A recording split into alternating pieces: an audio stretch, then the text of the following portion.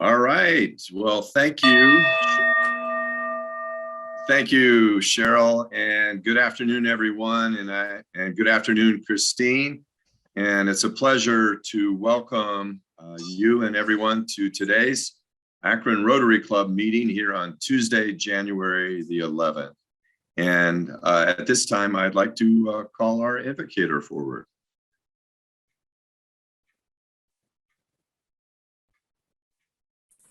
Okay, well, you have the unlucky fortune or lucky fortune of having me do the invocation today. David reached out to me the other day and I said, of course, I'd be glad to step in and help. And seeing how our speaker today is Christine Fowler Mack, the superintendent of the Akron Public Schools, I thought it was only fitting to try and find something that leaned in that area. And so I started writing our basic our Rotary International, knowing that the basic education literacy is one of the Rotary Foundation's 6 areas of focus. And we know that basic education and literacy are essential for reducing poverty, improving health, encouraging community and economic development, and promoting peace, meaning it's the benefit of the whole community when people are educated. And as Tim was getting ready to go down to Columbus to serve on the State of Ohio Board of Education this week, we were talking about some things and I had come across something on social media that really spoke to both of us.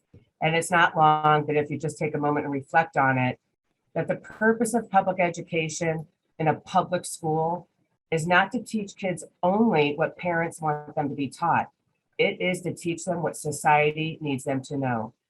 The client of the public schools is not just the parent and the child, but the entire community, meaning the public. Thank you. Thank you. Appreciate that, Miss Katie. And now if you would join me, I'm going to stand and everybody feel free to do whatever you want to do, but I'd like to lead us in our Pledge of Allegiance. Okay.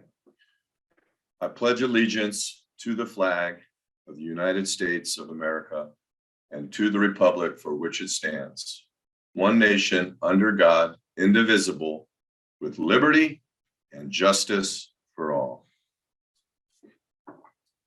And now, if you would be kind enough to join me in the 4-way test. Is it the truth? Is it fair to all concerned? Will it build goodwill and better friendships? And will it be beneficial to all concerned? Well, I'd like to have our greeter, if they would come and they would share with us any guests we have besides our distinguished guests who we'll be hearing from here a little bit later. So, Mr. David Hall. Thank you, Steve. And I believe we just have one guest, and that is a guest of Mike Shearer's. Is that Jennifer? Can you say your last name? Jennifer. Yeah, Go ahead, Jennifer. Pignolet. Pignolet. Thank you, Jennifer. Welcome to Rotary. Would you like to say anything about yourself or Mike? Well, so Jennifer is our education reporter for the Beacon Journal, beaconjournal.com, and thought she might be interested in today's comments. So, excellent. Yeah. Thank you. Thanks for having me. Thank you and welcome. I believe that's it, Steve. I don't see anybody. If there's anybody that has a guest with them that's not on camera, please speak up. That's it, Steve. Thank you. Hey, thank you, David. Much appreciated. In a little bit, we will be hearing from Christine and, sharing with us on the update of what's going on in Akron. But I wanted to take the time and just talk about what's coming up here in a brief, short period. In the next 3 weeks, we've got something exceptionally important that happens every year at this time, and that's our Chili Open.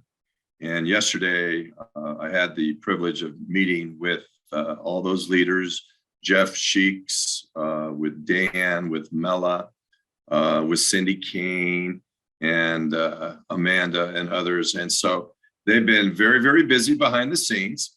And there's a lot going on. And as you know, because you guys have been fabulous through the years and throwing in tremendous support in every way, shape, and form. But I wanted to have either Dan or Mela share with us just briefly what the needs are. But before I even turn that over, one comment I wanted to make, and it holds true every year, is that with our raffle tickets and selling those to friends and family members and such, we want to do our best in getting those sold so that we can do our part in helping to support this really needed work and working with children in the city. So Mela, Dan, either one of you want to share anything else pertaining to the Chili Open?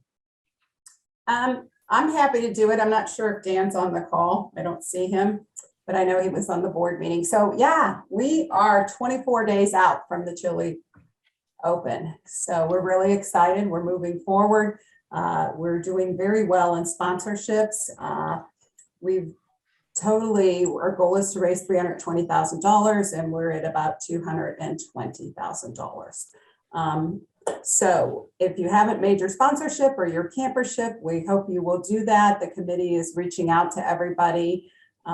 We are in need of auction items, as always, for the silent auction. That has a goal of $20,000. Last year, we raised 19 during the silent auction. So if you, Nicole Major was hoping to join us today. She's helping us to lead that charge. She sends her regrets. She wasn't able to join us, but if you're able to donate an item, if you did that last year, we're looking for all types of things. We're looking for experiences, breweries, golf packages, any type of restaurants, spa packages.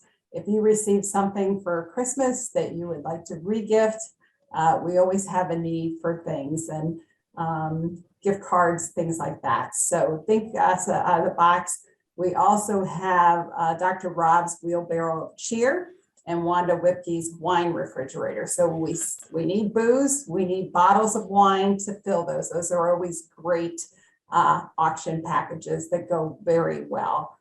And some of you have already made your donation for the auction, and I appreciate that. People I see are messaging me in chat, so that's awesome. And then David Miller's on here. David, I don't know if you want to talk about the raffle tickets, so it's not just me talking. Yeah, sure, absolutely. Thanks, everybody. So there have been a bunch of emails gone out, and then some individual ones as well. Obviously, raffle tickets seem to be one of the last things that come in when it comes to money. For those of you that aren't aware, our goal is $60,000 in raffle tickets. As of yesterday, we were at around 10,000 sold. That's dollars, not number of tickets, obviously.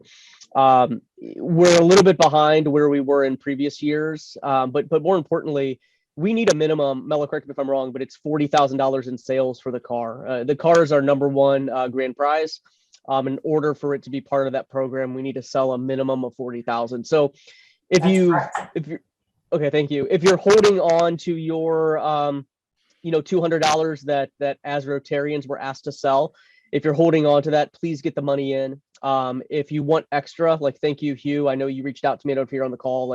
We had the camp send you more tickets because you had already sold yours and you wanted to sell more. There's many of you that have done that, and I greatly appreciate it. Push everybody that you can outside of Rotary to chiliopen.net in order to get more tickets. And again, if you have your tickets, if us as Rotarians, I'm just using rough estimates. If we have 150 members and we all sold our tickets, that's $30,000 worth of tickets. So I know that not everybody is going to sell those. So we need everybody that can and is willing that can sell more to jump in and be part of it. For those of you that may not know me too well, I always say that I would have a full head of hair that is gray if I if I wasn't in charge of Chili Open raffle ticket committee every year. So all of my hair is gone because of that. It is a stressful time, but we always make it happen. But I'd like for it to happen prior to the Chili Open on the 5th. I'd like for us to go into the 5th being at our goal already. So reach out to me if you have any questions. For some reason, I can't access the comments in here, but my cell phone is 330-5 888-329-3225. Reach out to me if you have any questions or concerns, or if you want to know how we're promoting it, what we're doing, et cetera. But it's a top priority right now to help get to the goal of 320 overall. So thanks, Mela. Thanks, David. David, Bill Mamby just sent me a text. He's sending out his email tomorrow to all his contacts, so we can Awesome. look for those to come in. A lot of you have already done that, and we've been notifying you if people have gone online and made their tickets. The Aurora Club Rotary Aurora Club reached out to me this morning. They've sold $600 worth of raffle tickets. That's great. Which is really great. So they'll be sending those in, and Bill Mamby made all his camperships just now. So yes, so let's keep that momentum going. Thank you all so much. Mela, I'm going to add one more thing. I apologize. When I was talking about the emails that were going out, Cheryl had put it together in she sent it through Club Runner. So ultimately I designed an email. Well, us, the committee, we designed an email that is pretty much a copy and paste to your own contacts. So, it's the one that talks about, as many of you know, I'm an Akron Rotarian, and it goes into the details. So feel free to literally take my name off of it, take Andrew Grover's name off of it, put your own name, send it out to your contacts. There's links for videos about the Chili Open. There's links directly to get to tickets. Again, we just need to push the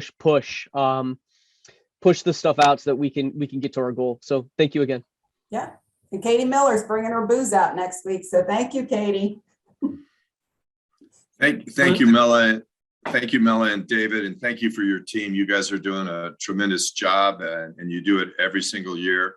And who would have ever known that last year, in the midst of just the brutality of COVID, that you were able to get a record amount of money raised. And that just goes to show how incredible the hearts of people are in the greater Akron area, and the love of serving and blessing kids and their families that really, really need it. So thank you to all of you. Additionally, I wanted to say that Dan Reynolds, who is our camp director, shared with me personally last week and shared with our board today that it is going to be held in person on February the 5th, and that their leadership team and their board had met and discussed this very, very thoroughly in light of what's going on with Omicron, and made the decision to keep it in person. And the good news is, and we heard from Dr. Rob today, that it appears that Omicron has peaked, and we'll see over these next number of weeks how that is actually going to play out. But I think the good news is we're moving in the right direction. So, hey, God bless all of you, and let's each one of us do our part in helping to make this wonderful event successful again this year. Hey, Steve. David, not David, but yes. This is David Go ahead, Hall. Dan. I'm sorry. I think we have one more guest here. I believe maybe of Dr. Rob's, Laura Breland. Laura, just not yours. Laura, could you join Mike and introduce yourself?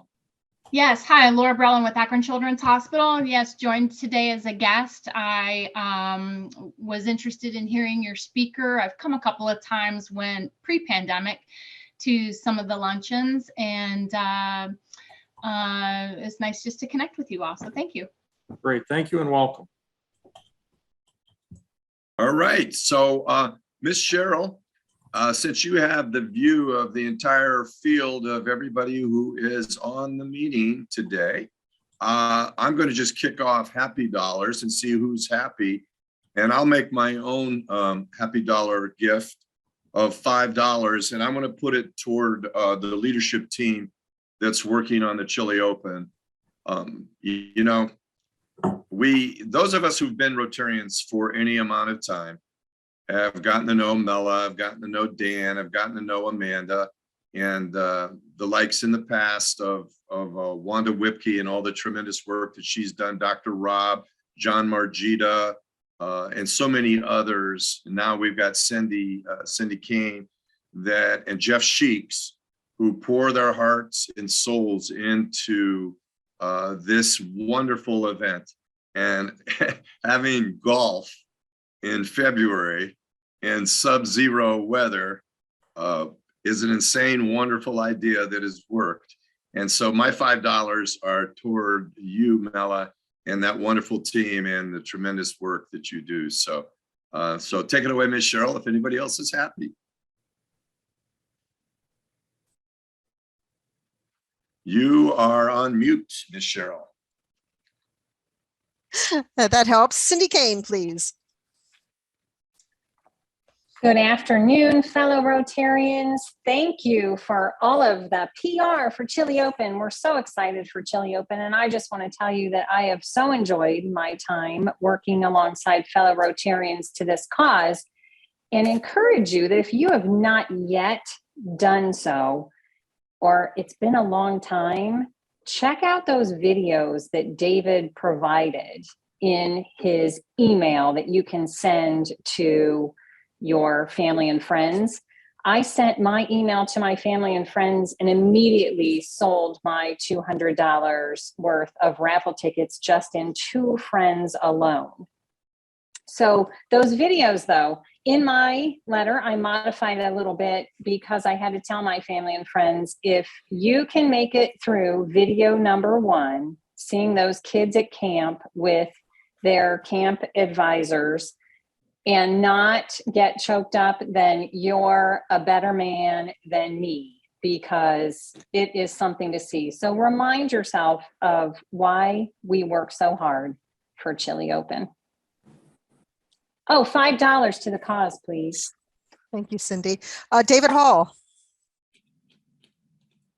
Thank you. I have 5 happy dollars as well. I want to say thank you, first of all, Cheryl, for helping me get my greeters and invocation list, volunteer list online and working properly. Also want to thank Cindy Kane, who's signed up for some of the invocators and greeters, I believe, and Sandy and Aragon, who just did it during the meeting. So I appreciate that. We still are in need of a lot of invocators and greeters in the next few months. You can go on to our general website, and you scroll down the left-hand side, it will say 2022 Invocator and Greeter sign up. You click on there and just follow the instructions, pick some dates, make sure you're picking whether you want to invocate or greet. If you have any issues, if you want to just give me a call, I can help you walk through and sign you up as well. So thank you very much to those who signed up, and please volunteer if you have time. Thank you. Thank you, David. Rob McGregor, you're unmuted. Are you happy today? I am happy today. I'm $5 happy, and Mela, you got to give me my running total because I don't think I paid for arrears last year. But one for the team that's running Chili Open, and 4 for a football team that was unlikely to sneak back into the playoffs, and that team will go unnamed.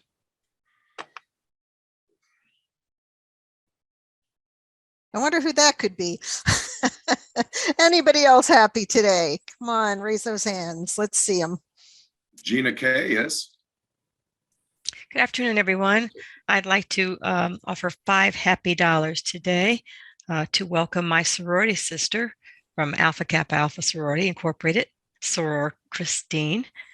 Good to have you as our speaker today. All right. Well, I don't see any other hands or anyone unmuted. So that is it, Steve. Thank you, Ms. Cheryl. So before we leave this, though, I do have one question. Dr. Rob,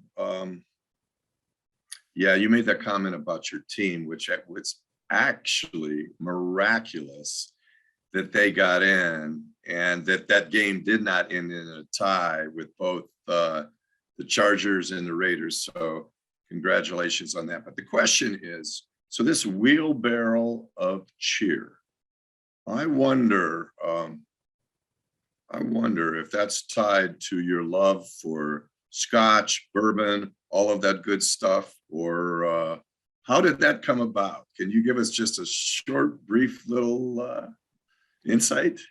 Sure.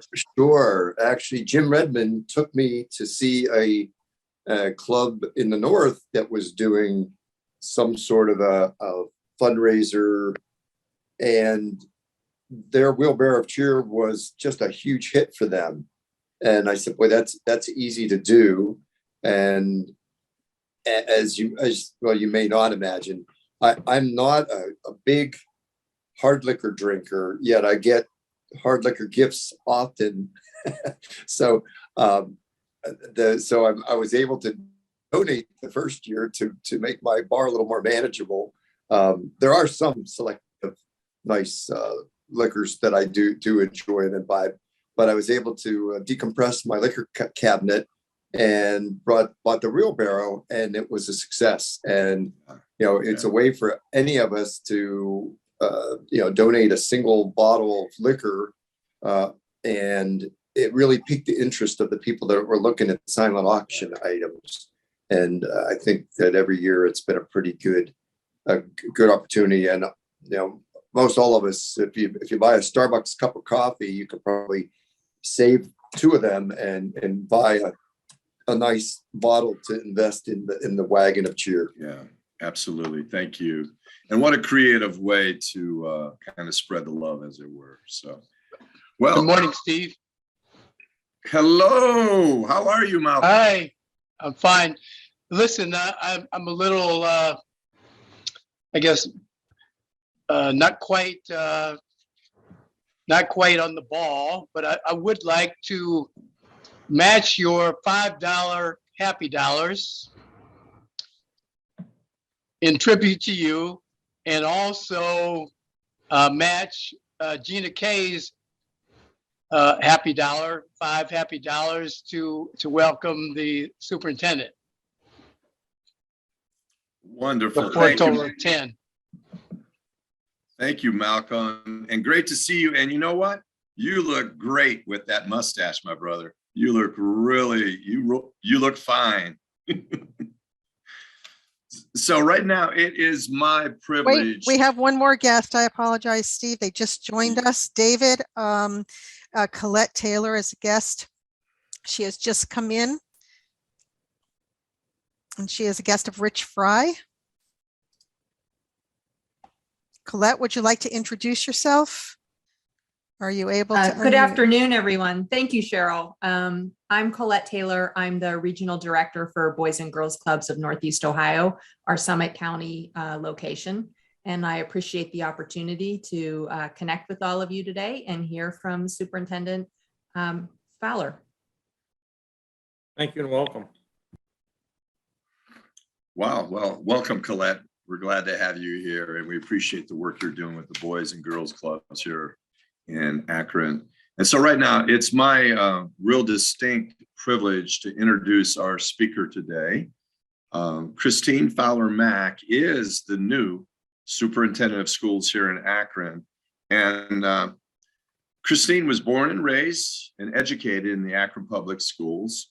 And she comes as an experienced school district leader whose first classroom experience was in the Akron Public Schools system as a teacher at Robinson Elementary School from 1989 to 1995. Following that, she was a student dean and teacher leader for 2 years in APS. She was named superintendent of schools for us here in Akron last year, and she began her leadership of the 21,000 student system on July the 1st.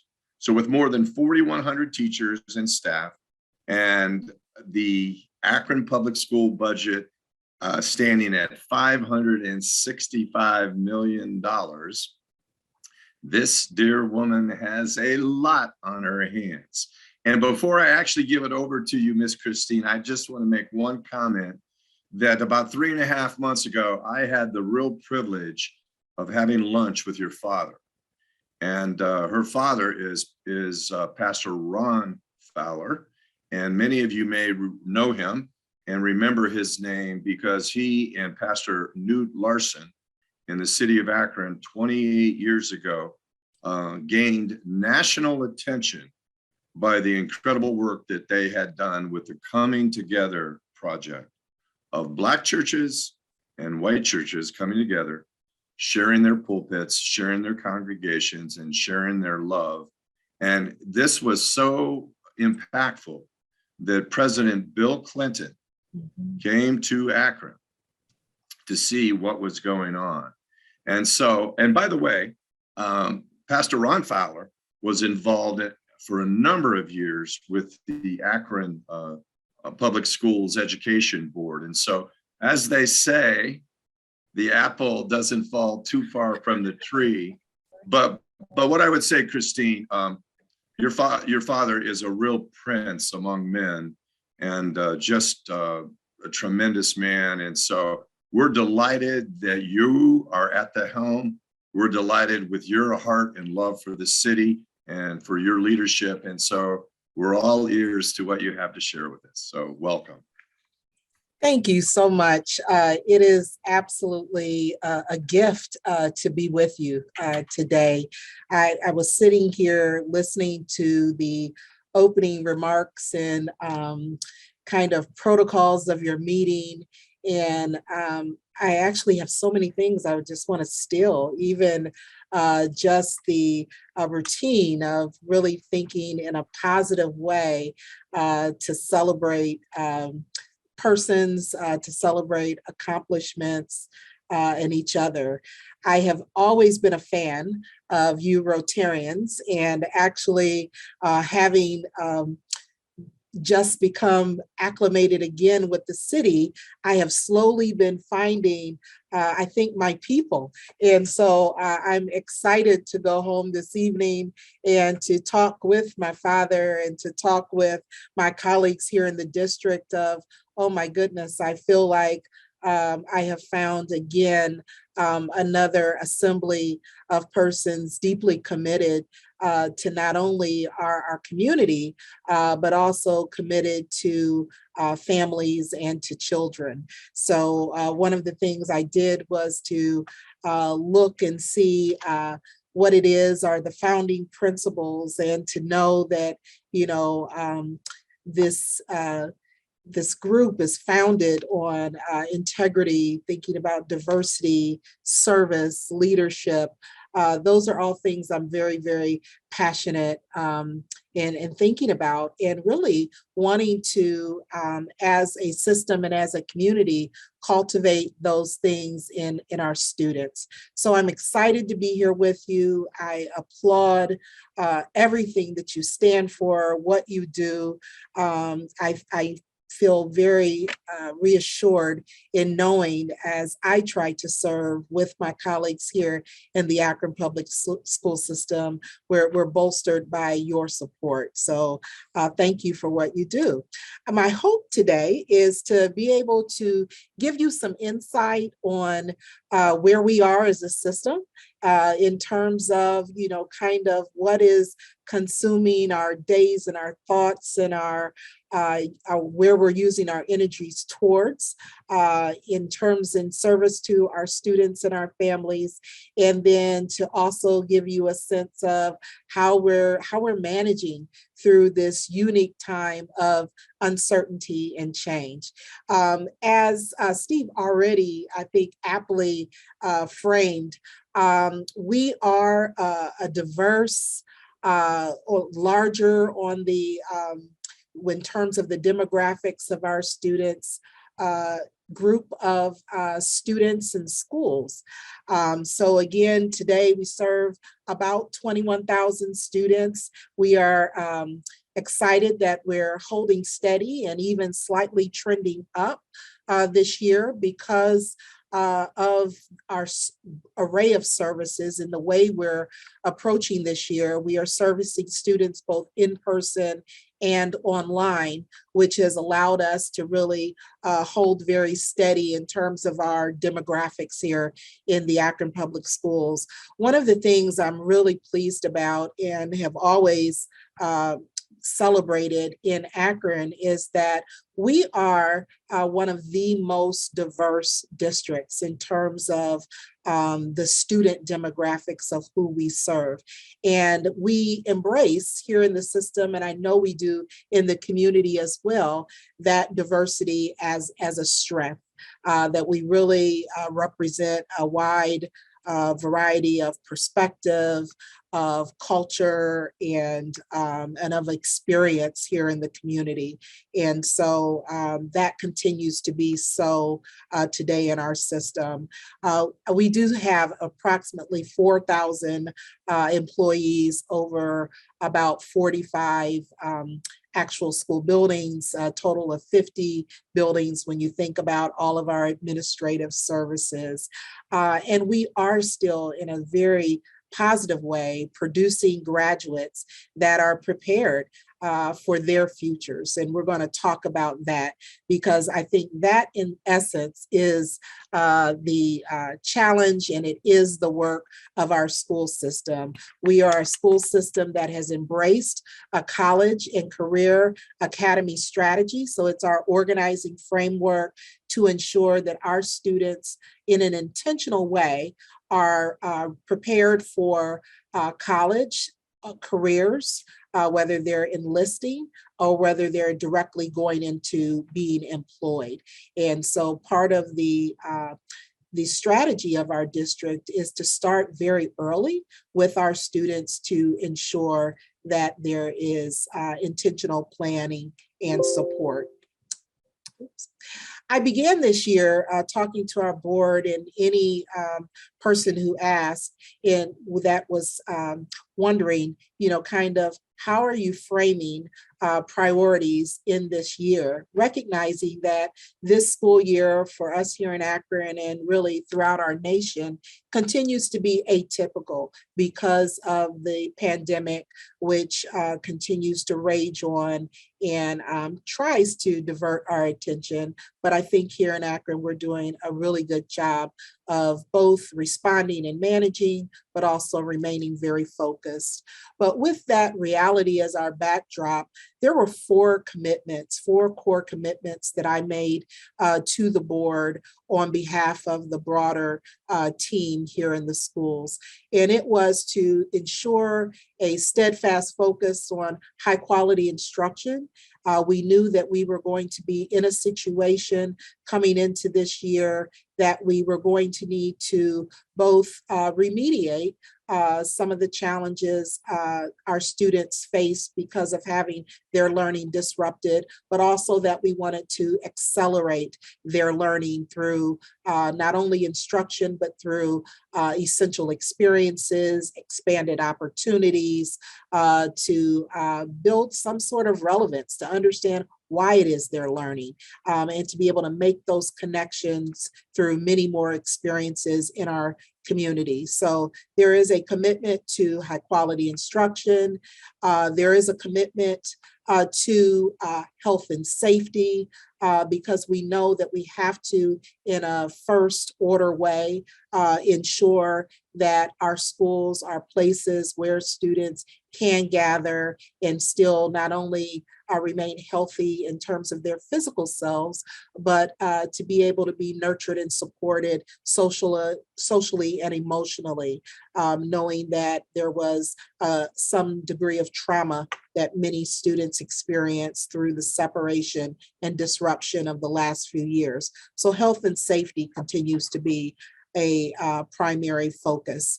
Staff support is then the other area that we have really been intentional and in working to enhance not only in this year, but as we look forward, how is it that we can really care for our committed staff in ways that we are continuing to develop them, to leverage the many strengths that exist in our community, but also to support them through this really, really difficult time. Because one of the things we are experiencing in the system is a high degree of stress from persons who are trying to care for our scholars, but also are caring for their own personal needs and also the needs of their families as well. So staff support. And then the last, core commitment that I made on behalf of our team is that we would continue to be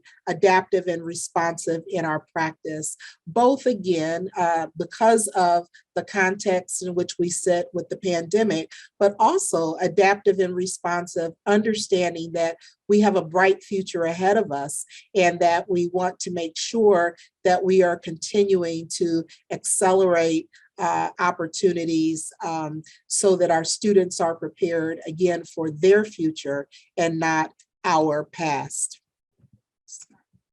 In the area of health and safety, for any of you that also follow our Board of Education meetings, which I'd like to remind you are live streamed so that you can click in and see the actual business of the district. One of the things we did just last night was to update the board and community on the measures that we are taking in our schools and throughout the system to keep everyone safe. We're very pleased, and I heard that one of our guests here is from our medical institutions here in town. We have been extremely supported and we have been networked with all of the medical institutions. So SUMA, Akron Children's Hospital, which is a 5-star general in terms of support, in our opinion, the Summit County Public Health Division, who we're able in minutes flat to be able to have on speed dial. We have been very, very supported in our decision making and in our ability to ensure that all of our families, our staff members have the PPE that is needed, are well-versed in practices of ensuring safety practices like routine hand washing, making sure that masks are on. We did not waver, and it wasn't embraced by all, but it was embraced by most, that we start the year being cautious and proactive. So since day one in the school year, we have ensured that the distancing was in place and that students were masking, and then that there were testing measures put in place to ensure that our athletes and students who are competing on our behalf and continuing to take advantage of opportunities that bring a richness to school can do so. So one of the things I just want to update you on, as we did for the board and the community last evening, is that that core commitment of health and safety continues to be alive, well, and adapting with what we are learning, and in consultation and collaboration with our public health officials who have even a higher level of expertise than we do. As a plug, because I know many of you are leaders throughout the community, we are continuing to really advocate for, to the degree it is a choice and it is possible for persons to be vaccinated. So we're not only partnering with the city in its efforts to ensure that tests are made available and that vaccination clinics still are accessible to community members and family members.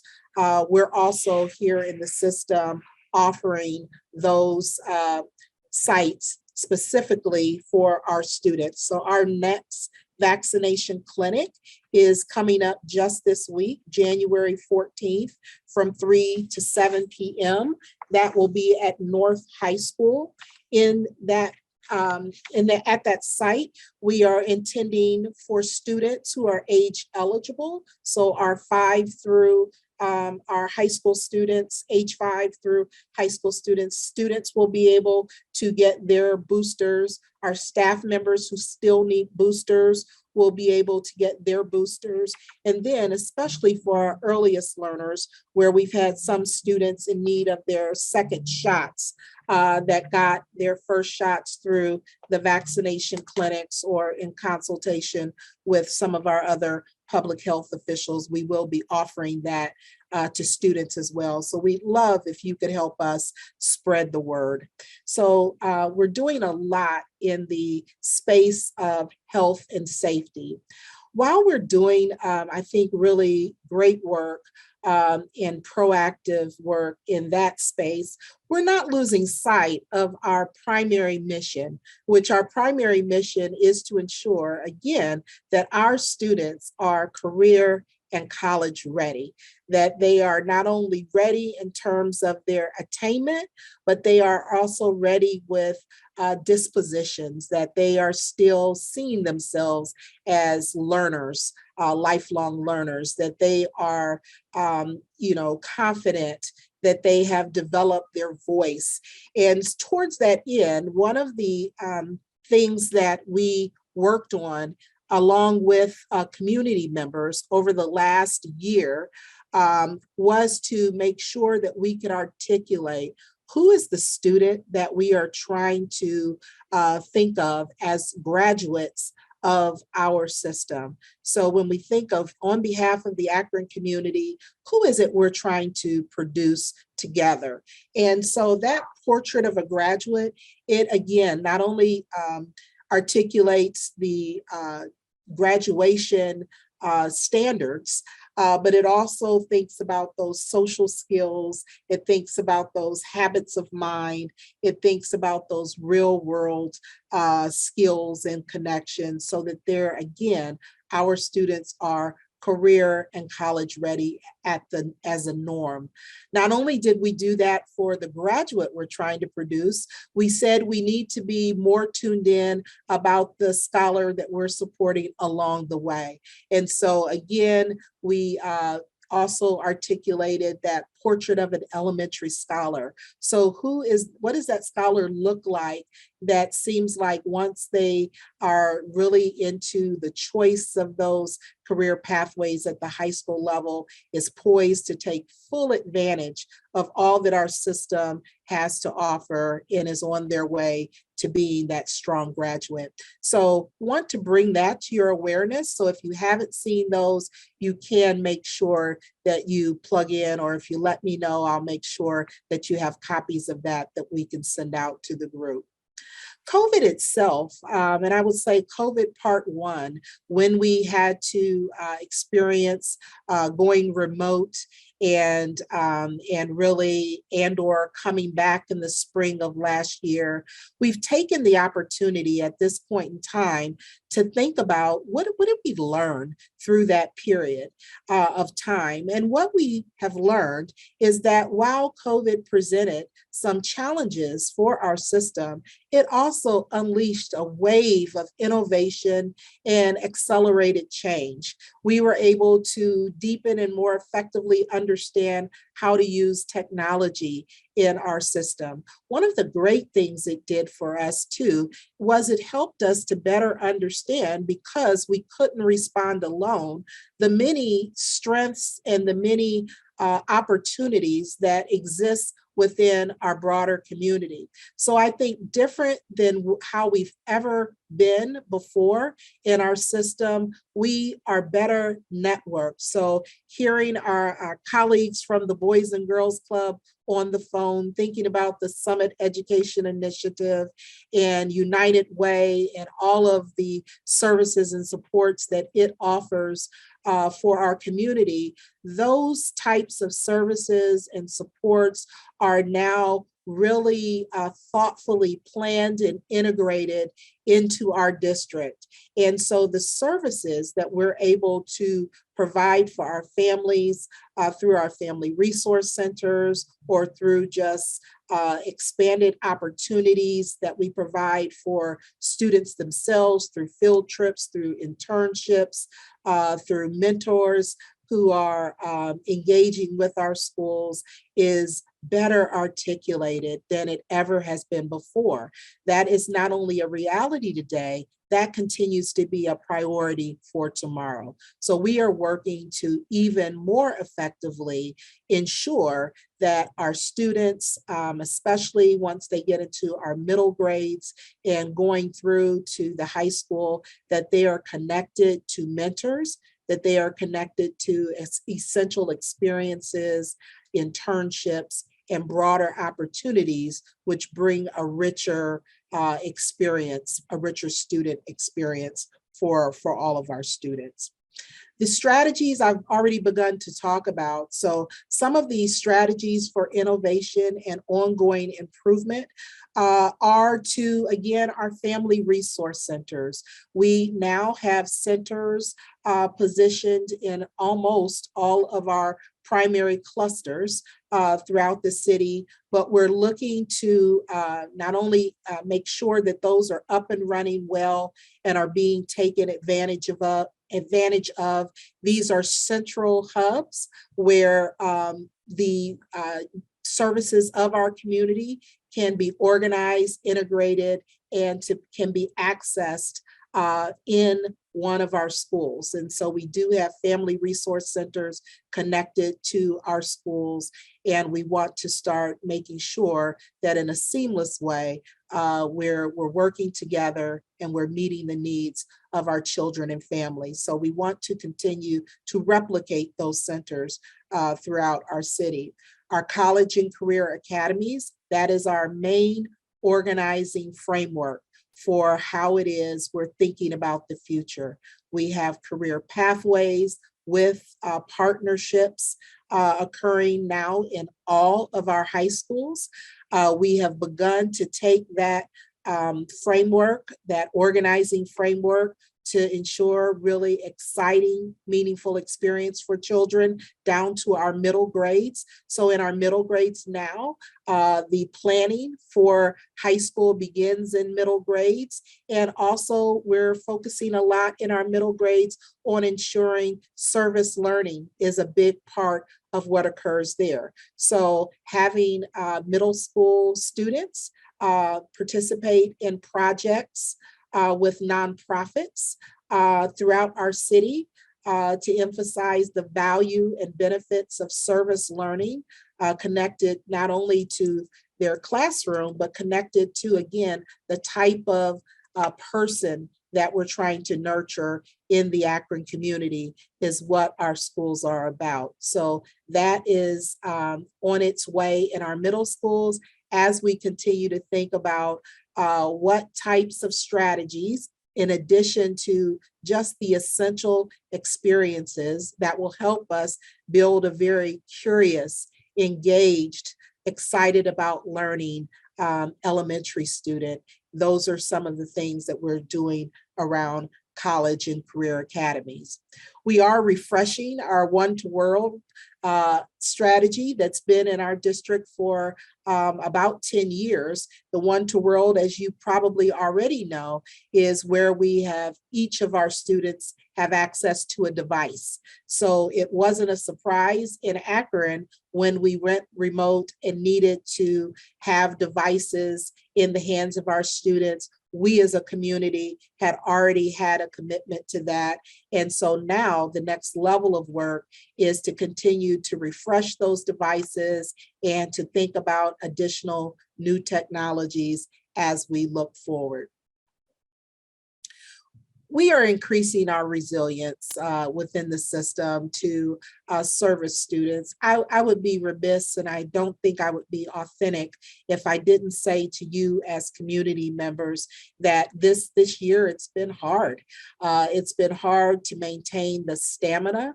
We have the excitement. I think the excitement exists.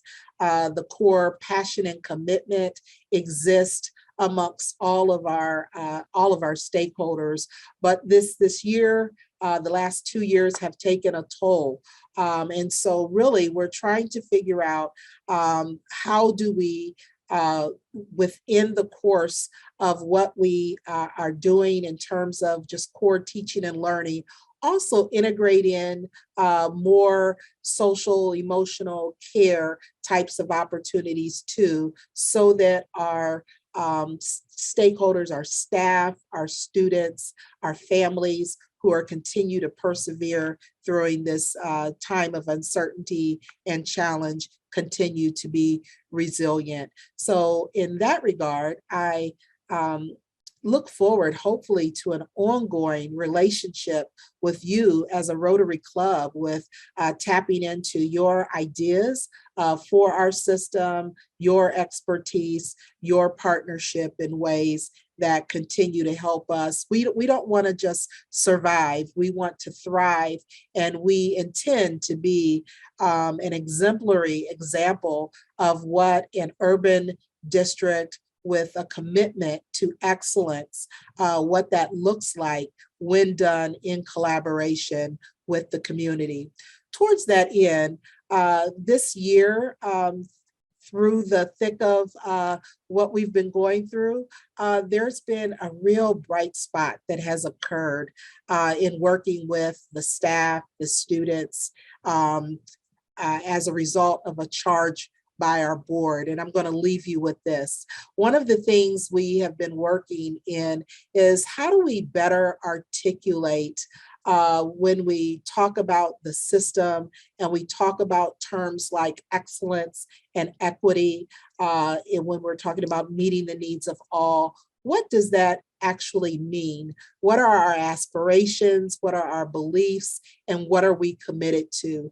And so one of the things that we have been working on recently is this draft vision, where we have been talking about again, what it is we're trying to accomplish, and that, and that's an outgrowth of our beliefs, and it's an outgrowth of our commitments, so that we can be even more intentional in our efforts and even more successful in producing the types of outcomes that we seek to produce.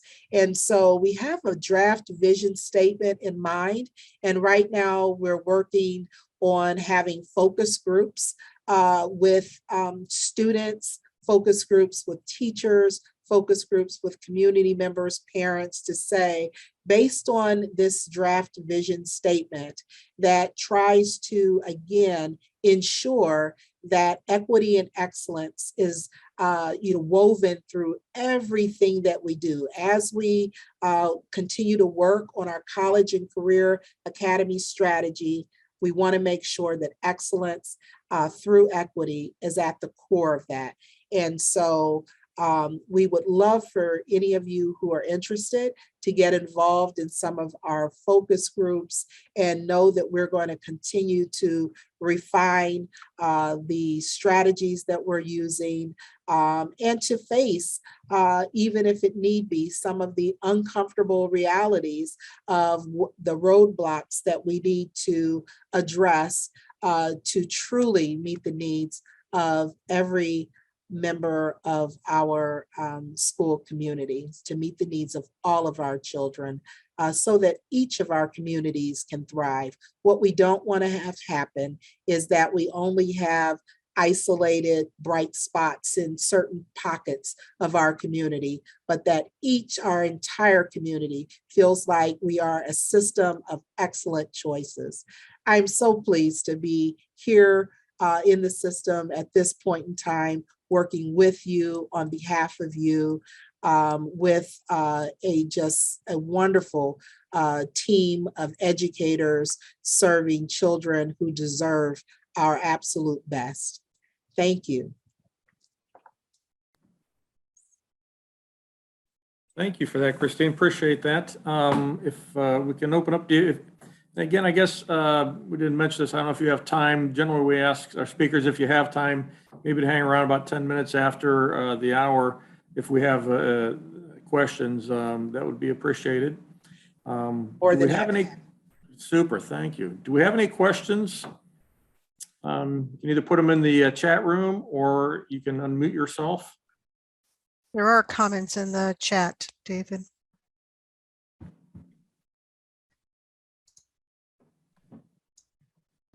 Well, we have quite a few comments in the chat about how impressive you are, Christine, so thank you very much. Dr.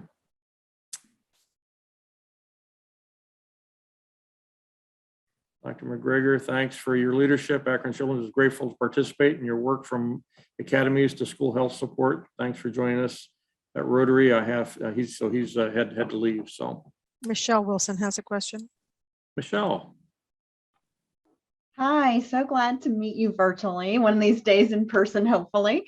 I'm the executive director with Global Ties Akron, and we've had the privilege of working with a number of Akron Public Schools throughout many years, working especially on diversity, inclusion, and multicultural and making global connections for the students. But just wanted to say, I especially am so happy I got the email about the resource centers. And I had visited a resource center in Ontario that was specific to refugees and immigrants being part of a community at large. And they were so thoughtful in their resources being multilingual and having in all of their resource centers, not just in the most concentrated area of the community, but throughout the whole community, have like the calendars with all of the different holidays and celebrations for all faiths and all diverse communities and things like that. So I'm so grateful to see that the resource centers are going to be within the school systems, and that's fantastic. Thank you so much, Michelle. We welcome your engagement or your ideas, because we know we've only begun to scratch the surface of what's possible. Excellent. Yeah. David, I have a question I'd like to ask Christine. Christine, obviously, in the climate that we're in right now, the pressures that exist in education can be like overwhelming.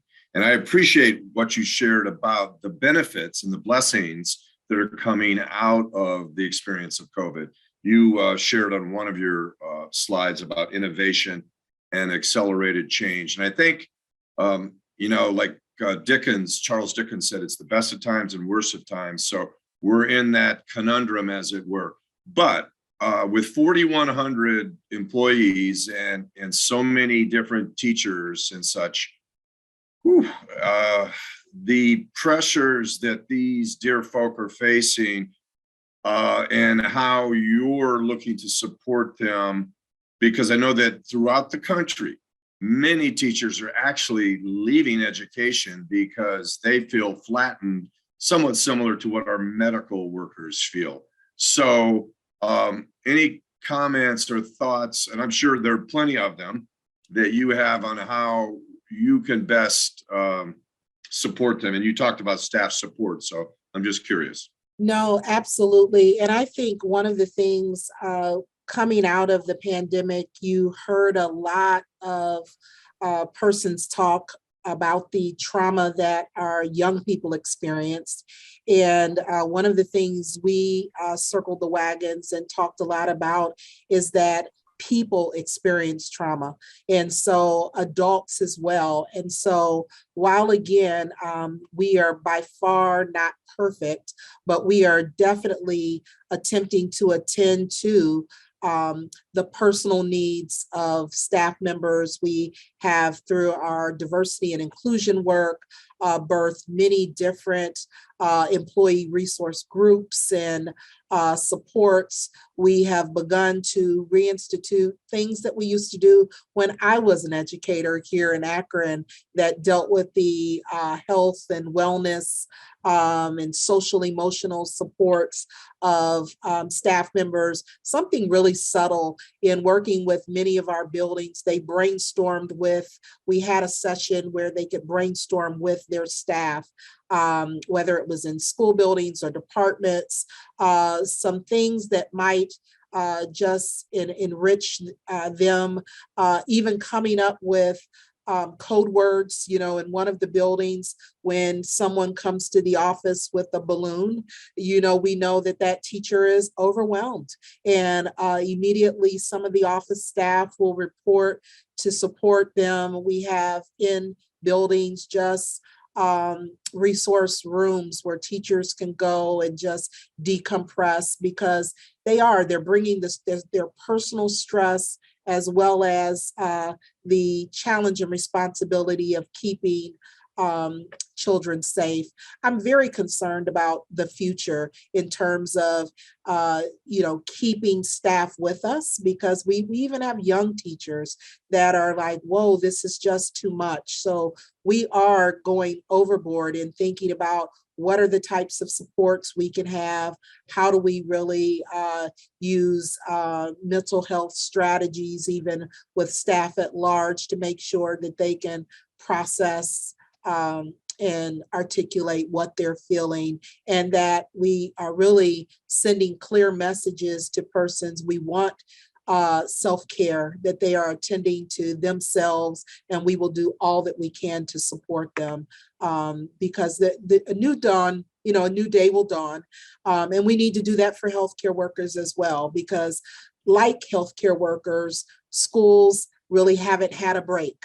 So they went, directly from one thing to another. And quite honestly, as I've looked across at even my colleagues in other sectors, not all sectors have returned, trying to operate as business as usual. Some are still using strategies that aren't available to all of us. And I do think it's the right thing that we be in person and try to remain in person as much as possible. But we have to do so caring for all of those that are managing through this. Thank you. Great. We had a question, if we can get some more information, if you're able to provide it to us, we can post it on our website. But Colette Taylor would like to know if she could find information on the vaccination clinic at North High School to circulate to young people and their families. Yes.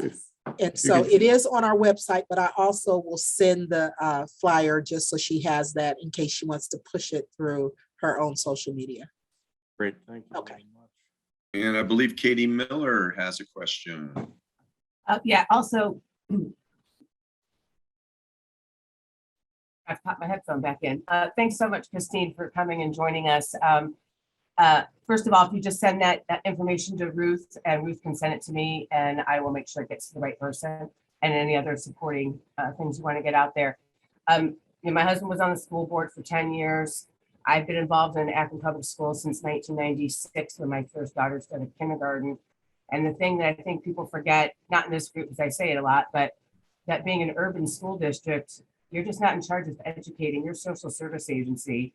And the trauma that you've always taken on with the students is now filtered into the people that provide the social services. So it's really exciting to hear how you're wrapping around and supporting that staff in lieu of, and I don't think Akron's had so much of it as many of the suburban school districts have had the tumultuous school board meetings and extreme feelings on things that are or are not happening with curriculum. So I'm just really proud that we're still part of this Akron Public School family, even though our children aren't involved with it anymore.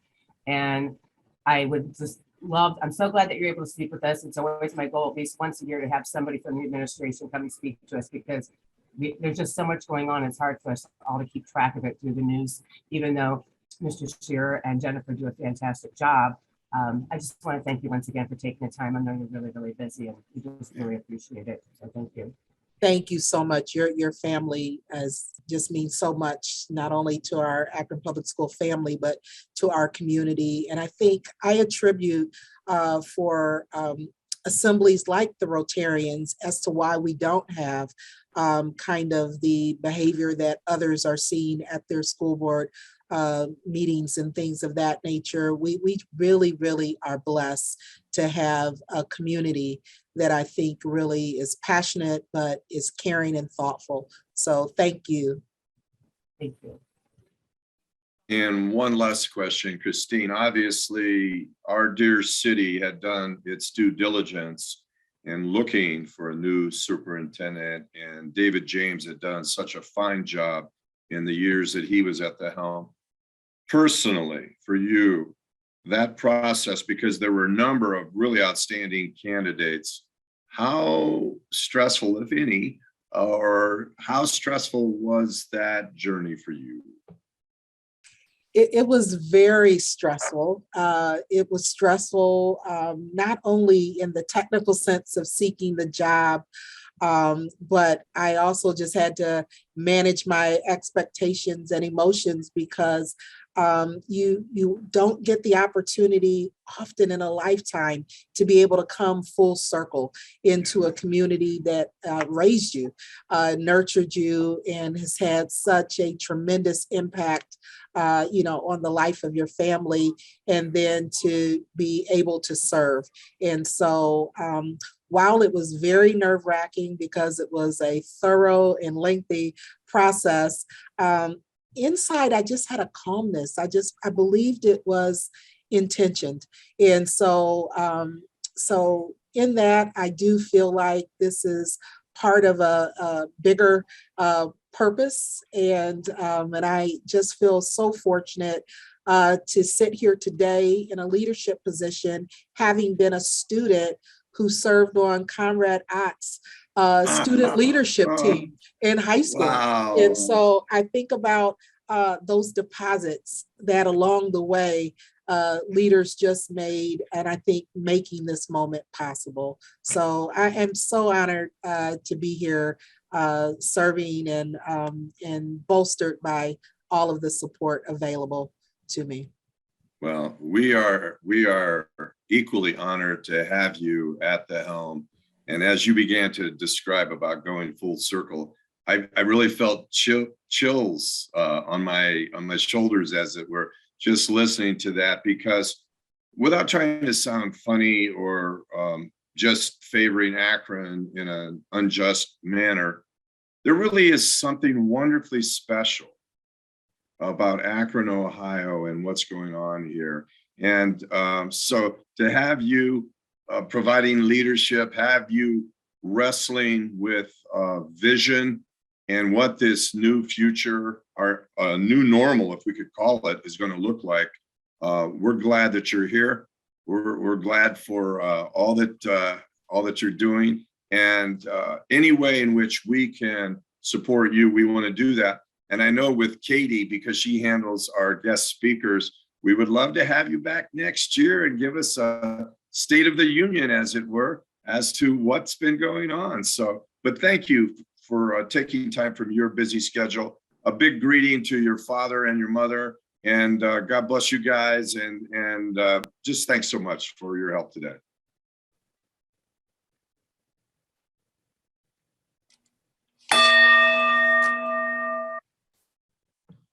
All right, and with that, our meeting has come to an end. David, do you have any final comments that you want to make as our greeter and moderator?